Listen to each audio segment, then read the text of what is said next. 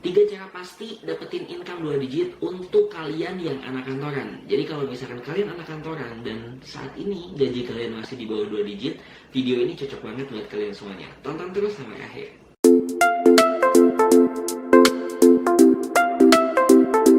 Halo guys, balik lagi bersama aku Fauzi di channel Jejak Zamzami. Thank you banget buat teman-teman semuanya yang udah selalu nonton video-video aku. Dan buat teman-teman semuanya yang belum nonton, jangan lupa untuk tonton. Dan jangan lupa juga untuk like, comment, share, dan juga subscribe biar aku makin semangat untuk bikin video buat teman-teman semuanya. Nah, di video kali ini aku bakalan sharing ke kalian semuanya 3 cara pasti buat kalian semua biar bisa dapetin income 2 digit. Aku ulangi sekali lagi, 3 cara pasti buat kalian semua yang pengen income-nya 2 digit, khususnya buat kalian yang saat ini anak kantoran dan mungkin gajinya masih di bawah 2 digit. Yang bakal aku sebutin ini berdasarkan hasil riset aku di sekeliling orang-orang yang aku temuin, atau juga memang pengalaman aku sendiri.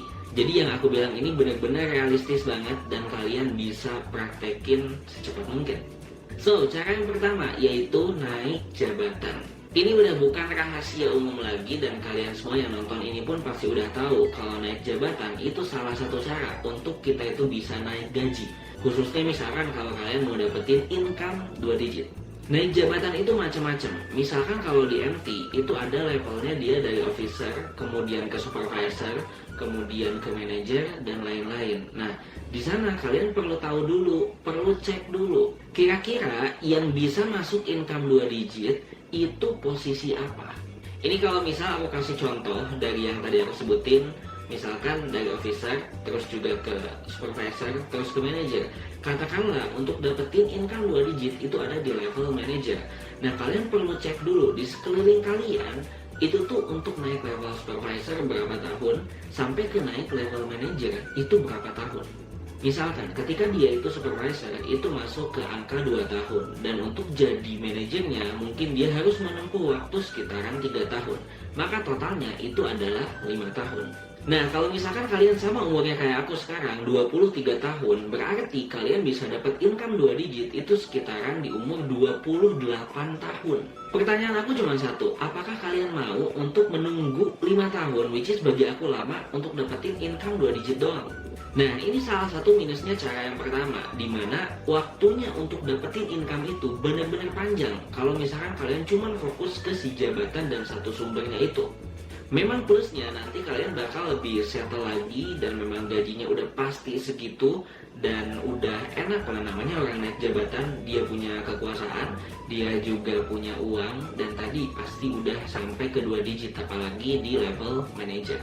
Cuman memang waktunya ini bener-bener lama banget. Jadi kalau misalkan kalian tipikal kayak aku yang memang gak mau yang lama-lama, maunya itu yang cepet, ya namanya anak muda ya. Kalau misalkan ada yang cepet, kenapa harus yang lama gitu? Selagi yang cepetnya ini bener-bener realistis, bener-bener bisa dijalanin, bener-bener bisa dilakuin, nggak ngelakuin hal-hal yang kotor, yang salah, why not?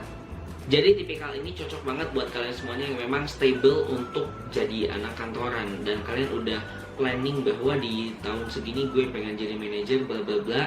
Jadi kalian bisa dapetin income 2 digit itu. Cuman minusnya emang satu aja, waktunya lama. Kalian mau nunggu atau enggak? Kalau misalkan kalian mau nunggu, cocok di sini. Tapi kalau enggak, kita next ke cara yang kedua. Cara yang kedua yaitu coba kalian cari pekerjaan yang ada insentifnya. Pekerjaan yang ada insentifnya itu dalam artian gaji pokok ditambah insentifnya. Biasanya posisi-posisi kayak gini itu dimilikin sama orang-orang marketing, orang-orang sales, orang-orang agent, dan kawan-kawannya lah. Biasanya mereka itu dapat gaji pokok dari kantorannya dan dapat insentif apabila sesuatu yang dia jual atau barang yang dia jual itu berhasil terjual lah gitu. Aku langsung kasih contoh biar kalian ada gambaran. Misalkan ada sales mobil yang dia itu mendapatkan gaji pokok senilai 5 juta rupiah per bulan. Dan misalkan ketika mobilnya ada yang terjual, satu mobil itu dia dapat insentif sekitaran 2 juta. Maka yang perlu dia lakukan kalau misalkan dia itu mau dapetin income 2 digit setiap bulannya, berarti dia hanya perlu menjual 3 mobil.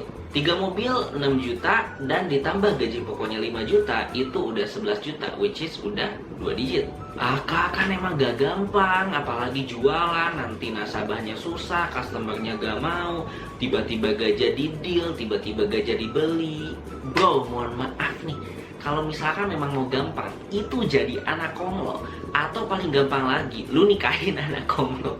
Ingat, yang namanya kita kerja itu nggak ada yang enak dan nggak ada yang memang benar-benar instan. Ya, kalian bisa lihat lah contoh-contohnya yang instan itu nanti ujung-ujungnya kayak gimana gitu.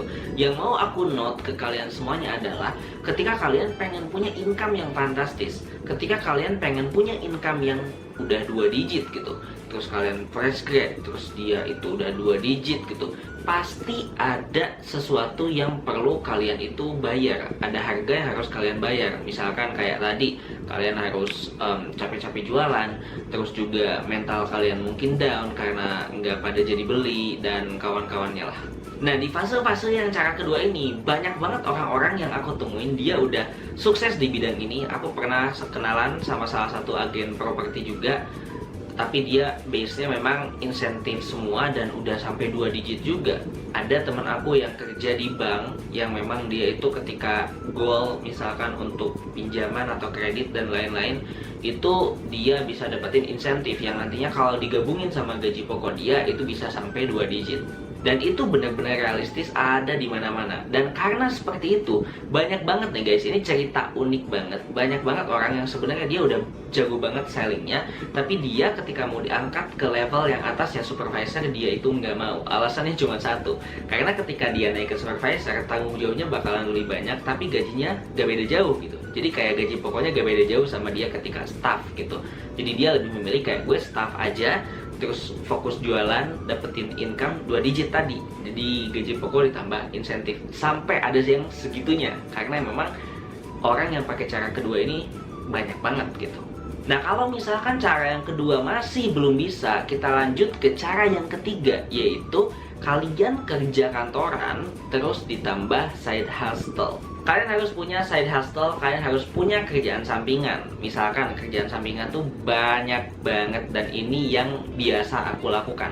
Mungkin aku masuk juga di tahap yang kedua tadi, di cara yang kedua, tapi nggak begitu intens. Aku intensnya di cara yang ketiga ini. Jadi aku bakalan banyak mungkin cerita di yang cara ketiga ini based on what I did, atau dari experience aku tuh kayak gimana. Sebenarnya untuk side hustle itu banyak banget guys. Kalian bisa misalkan kerja part time, kalian bisa misalkan freelance, kalian bisa ngasih jasa apalah gitu, atau kalian bisa jualan, atau kalian bisa punya bisnis dan kawan-kawannya lah. Jadi enaknya side hustle ini, kalian bisa lakukan ini setelah kalian itu pulang kantor. Misalkan kalian itu dari kantor jam 9 sampai jam 5, setelah itu mungkin start lagi dari jam 7, kalian bisa lakuin side hustle ini. Mulai dari contoh-contoh tadi lah. Kalau yang biasa aku lakukan itu sebenarnya lebih ke freelance. Freelance yang aku lakukan saat ini itu ada copywriting, terus ada juga ngasih jasa pembuatan video untuk endorse dan kawan-kawannya, ada juga untuk kelas online, ada juga untuk mentoring, ada juga untuk jasa tulis menulis, ada juga untuk translate, ada untuk review CV dan kawan-kawannya lah.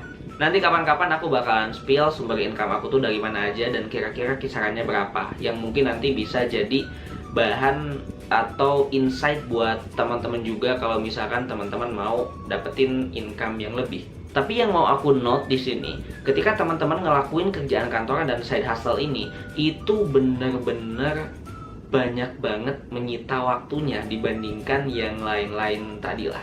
Karena yang aku bilang tadi, teman-teman itu dari kantor jam 9, terus pulang ke kos atau pulang ke rumah itu misalkan sampai jam 5 atau jam 6.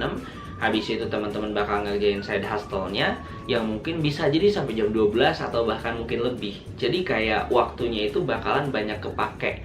Dan waktu main teman-teman, waktu mungkin jalan sama pacar, waktu teleponan sama pacar, itu bakalan terkuras banget. Karena itu yang pengalaman di aku juga. Kalau misalkan kita mau dapetin 2 digit, again, ada harga yang harus kalian tuh bayar. Nggak bisa teman-teman itu misalkan nongkrong mulu, teman-teman cuman tidur doang, teman-teman nggak ada kerjaan, terus tiba-tiba dapetin 2 digit gitu. Itu nggak bisa gitu, kecuali kalian misalkan anak konglo atau kalian punya pacar yang memang kaya, itu bisa-bisa aja. Tapi kalau misalkan to be realistic, kalian kerjaannya cuma tidur, kalian kerjaannya cuma nongkrong, kalian gak ada kerjaan, hidupnya gibah doang gitu, scroll-scroll sosmed doang, ya gak bakal punya gitu. Jangan mimpi untuk dapetin income yang mungkin besar. Apalagi setelah teman-teman dari kantor, kerjaannya yaitu tadi, main, scroll, dan sebagainya, nggak ada effort lebih untuk mencari sumber income di tempat yang lain. Itu yang aku lakukan saat ini. Bahkan misalkan ada waktu-waktu kosong ketika di kantor pun aku masih ngerjain side hustle aku ini. Karena ya tadi, untuk dapetin side hustle ini pun sebenarnya susah gitu. Jadi ketika ada, kita harus benar-benar maksimalin itu. Aku kasih gambaran enaknya side hustle ini dan mungkin hampir sama kayak cara yang kedua.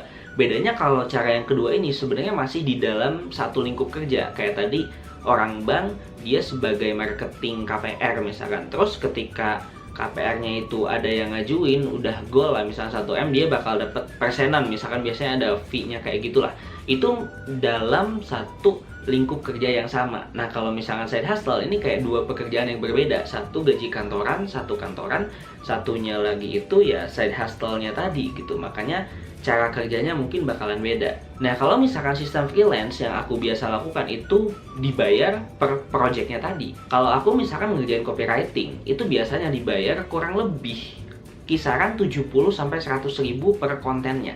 Jadi kalau misalkan di dalam 1 bulan itu si akunnya itu pengen ada setiap hari gitu, berarti kan katakanlah ada 30 konten. Kalau misalkan ada 30 konten dikali 100 ribu, itu kurang lebih 3 juta. Itu cuman dari satu akun dan satu freelance-nya doang gitu. Belum yang lain-lain. Belum kalau misalkan ada endorse. Belum kalau misalkan ada yang review CV. Belum ada lagi yang misalkan review motivation letter dan kawan-kawannya lah. Belum lagi aku dapetin dari affiliate-affiliate apa. Itu banyak banget yang memang aku lakukan. Dan apakah itu gampang? Ya enggak juga gitu. Ada harga again yang harus tadi aku bayar, termasuk khususnya itu di dalam waktu. Jadi nanti aku coba spill sumber income aku dari mana aja lebih detail, tapi gambarannya kayak gitu. Kalau misalkan kalian freelance itu enak banget. Apalagi kalau misalkan kalian punya skill yang memang dibutuhin banyak orang sekarang, kayak misalkan edit video. Aku tuh bener-bener jujur lemah banget di edit video. Jadi kalau misalkan kalian itu jago ngedit video, ini skill yang sebenarnya dibutuhin banyak orang. Di tengah orang-orang banyak banget yang bikin konten sekarang. Kalian bisa ngasih misalkan jasa edit video per videonya 100 ribu, 200 ribu gitu. Dikali aja ada orang, ada 5 orang, ada 6 orang, ada 7 orang, 10 orang gitu per bulan, itu udah lumayan banget kalau untuk side hustle gitu. Itu dari 1 orang, apalagi dari misalkan beberapa orang. Belum lagi kalau misalkan si 1 orang ini dia suka dan akhirnya ngontrak kalian gitu. Itu bisa another level lagi gitu. Misalkan kayak aku sekarang nih, mungkin copywriting aku oke lah gitu. Makanya aku diajak untuk masuk ke salah satu tim sesnya paslon XXX untuk ngerjain copywritingnya itu.